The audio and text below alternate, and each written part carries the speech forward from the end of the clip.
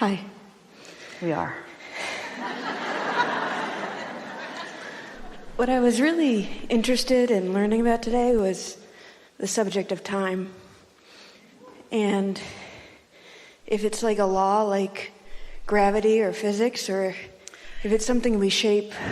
The reason that you chose a dimension of time and space is so that you could focus, so that you could have some sense of causation. Since you are a creator, if you can put it together, what makes what happen, and without those parameters, it's not the same, is it? So it's about focus. Timing is our favorite subject, because timing is what we've been talking about all day here today. Timing is about, I presented myself to the field of attraction with this feeling, with this vibrational presence, and instantaneously the universe is going to reflect back to me in perfect timing what I've got going on. And what a gift that is to you, because it lets you know where you're at. When Kate was little, in this great big building in Texas, it's where the AbrahamHicks Publications is, Jerry and Esther and Kate played a game where Kate would hide this little thing, and Jerry and Esther would find it.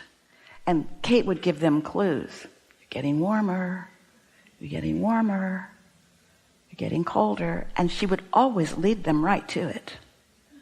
Jerry really played the game with a lot of fun with her, because he'd have a sense the direction that it was, and then he'd go the other direction, and she'd just get louder and louder. Colder, colder. And the more he wouldn't go, colder, I said colder. And so that's what your emotions are doing. The stronger the negative emotion is, the further away you are from what you want. But there's another piece to this that I really want you to hear. The further away you get from what you want, the bigger what you want is in the room. Because the more you focus on that end of the stick, the bigger this end of the stick gets. And that's why people get more and more and more agitated, more and more and more mean or uncomfortable, is because they keep doing the opposite of what they want, which makes what they want show up, which makes their inner being focus upon what they want. Sometimes Esther would say, Abraham, stop focusing on what I want until you know I'm on the right wavelength, because it's miserable. Have you ever said, I wish I didn't know I wanted that? I was happier before I wanted that, because I want something and I don't believe I can have it, and now I'm miserable. Well, that's what we're talking about. And timing is about finding the feeling place of it and sustaining it for at least 68 seconds. Now, we used to talk about 17 seconds. So people were timing themselves, and all they were doing is speaking words that they didn't feel. Do you know what the way to get to what you want in quicker timing? Do you know what a surefire way to get to what you want is? Find the feeling place that you think you will feel, and then focus on something that feels like that you've already got. An easy existing match. Find the feeling place of the absence of this new thing you're asking for, and then realize what it feels like not to have it, which helps you realize maybe what it might feel like if you did have it. And when it starts to shift a little bit, stay with it and stay with it and stay with it until you're pretty darn sure that you found the feeling of what you're looking for, that you got on that end of the stick. And then when you're there, notice how you don't even have to do it. Your inner being will remind you of everything you're already living that's just like that.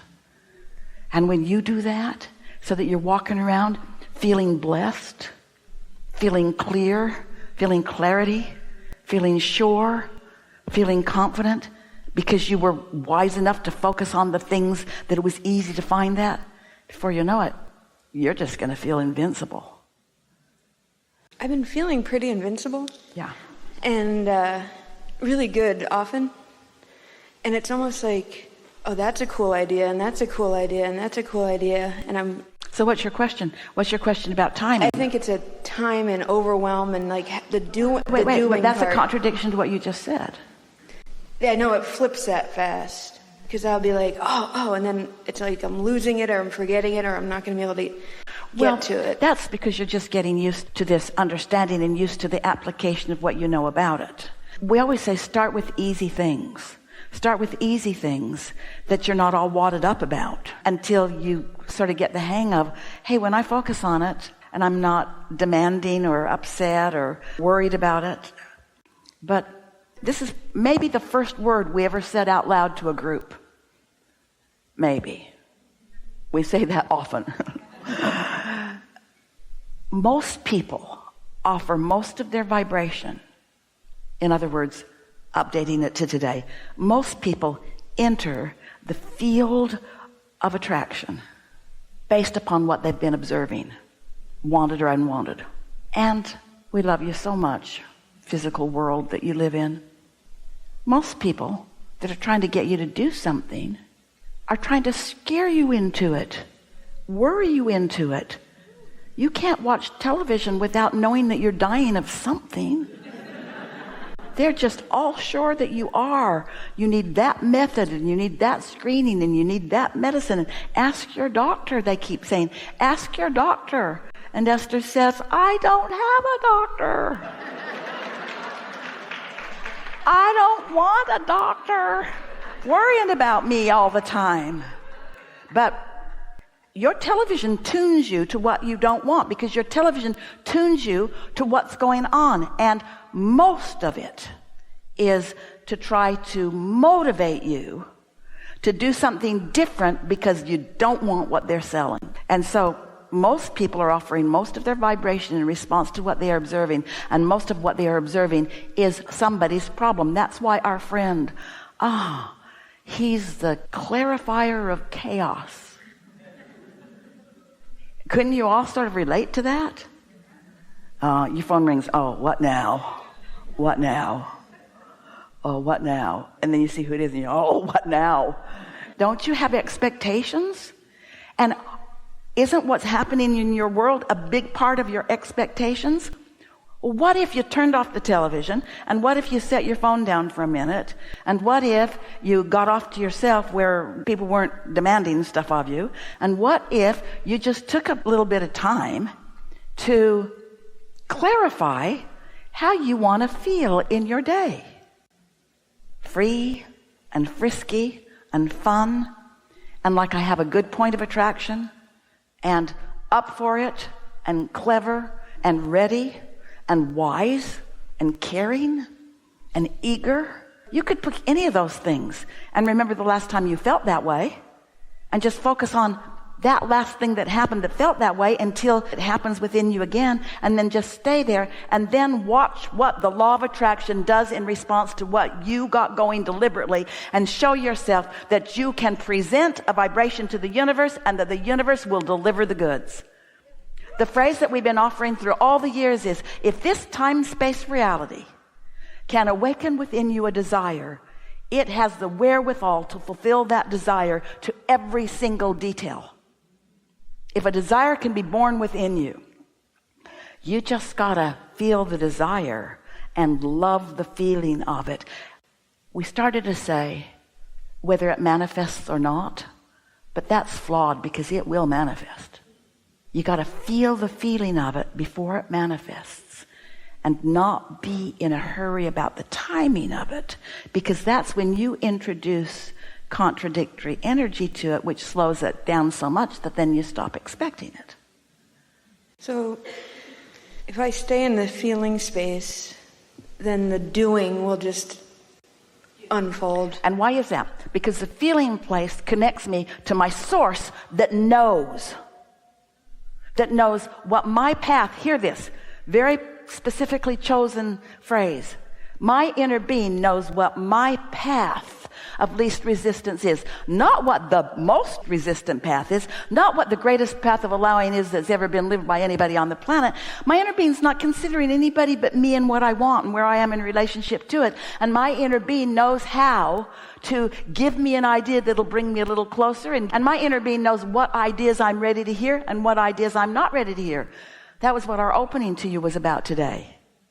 Your inner beings know, we know what you're ready to hear and what you're not ready to hear, and we know what we might say that will bring you a place. If you're watching the faces of people sitting in the hot seat on the screen, you see when it dawns on them, can't you just see when the understanding comes?